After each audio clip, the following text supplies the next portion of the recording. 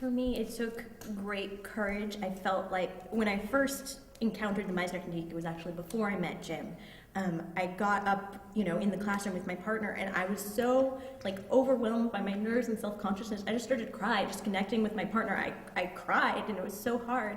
And but I wanted to be an actor. I'd watched movies and television. I was moved so much. I wanted to be able to do it. And I found Jim's website, and there's videos of him talking about acting, and I just, he was so authentic and truthful and passionate and encouraging. I just, the first day I met him, he just cares so much. And if you care about acting too, he's there to help you and to teach you how. He's helped teach me how to go on despite my fears, how to pick myself up off the mat, how to keep going.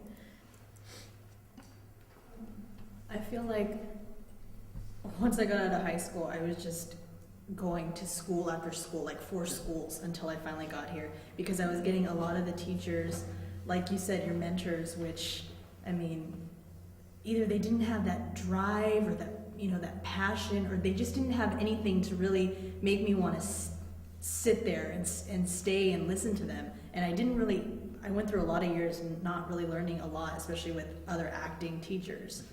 And the first day that I went into Jim's class, he was like, buckle up, sit down, let me show you something, let me tell you something. And I was crying at the end of his class. It was so inspirational. And yeah, it took a lot of courage for me to get here to his class, but I owe a lot of it to Jim.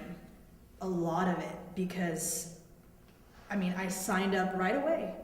That first day I was like, yep, I'm gonna study with you. And this is the first school that I've gone to that I'm completing it, the 2-year program. This is the first school that I've gonna complete, and that's really cool. After I graduated high school, class had about 36 kids in it.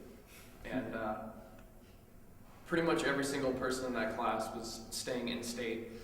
They're gonna be a teacher, they're going to be not go to school, be a truck driver. That's cool. I wanted more, but I was scared to follow my dream. So I go to college for a year and a half and was just wasting money. And I took a break and realized I really didn't have anything to lose. I had nothing to lose. I could always go back home. And getting the courage to come out here, and I left security. I had everything there. I had my family, I had a job that was set. It would have came with a great life. But I wanted my dream. And so I came out to San Francisco, and I went to a school that I'll leave nameless. And my second semester there, I met Jim. And he was the only teacher there that mattered to me. He's the only one that kept my focus, that made me work harder than I've ever worked harder in my life.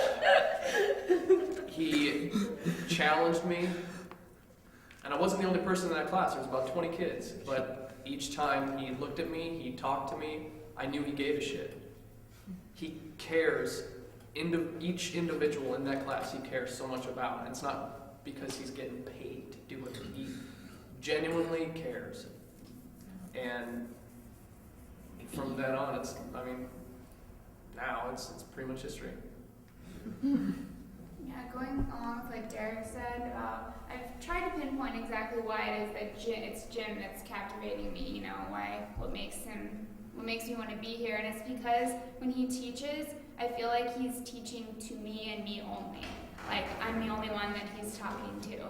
And everything that he says, I can relate back to me, and I'm sure every single one of these people can say the same thing, And it's because he cares so much, you know what I mean? And just so when he teaches, you feel like you're the only one that he's talking to, Just because it resonates so much.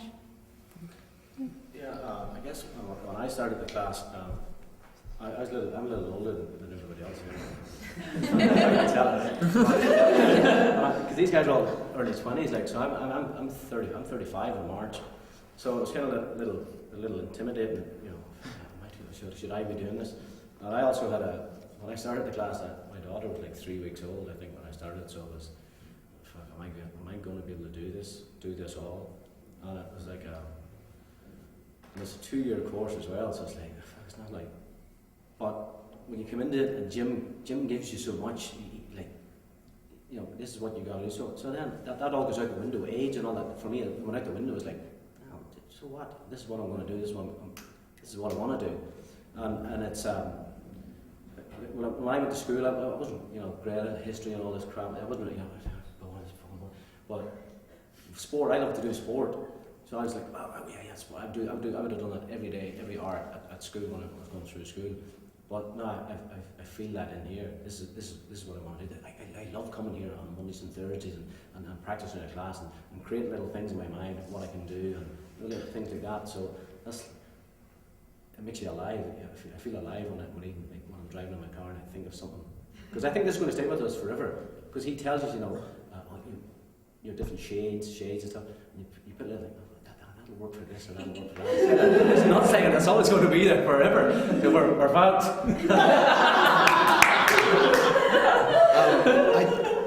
I talk to people my age that I know that are going to schools, and when they talk about class, they go, "Oh fuck, I gotta go to class," or they say, "Oh, I gotta do homework for class," and they're really pissed off about it. They don't want to do it. It's a hassle. And when I talk about class, this is like my life at class. I talk about this like this is like extremely exciting. I'm so thrilled to come here. It's like I'm gonna go to class tomorrow, you know, because it's not a class like that. It's not the class. It's like our lives. It's become like our lives. One thing that makes him different from a lot of other teachers I've had is that he expects a lot out of us. So he sets this bar, you know, makes these standards, and he expects us to set them of ourselves too. You know what I mean? And so we have this respect for him, and then we have a respect for ourselves and set higher expectations. So I don't know, it's just so that we're not just okay with where we're at. It's always like a challenge to get better, not just settle in with what's comfortable, you know? It's constant raising of the bar. Yeah.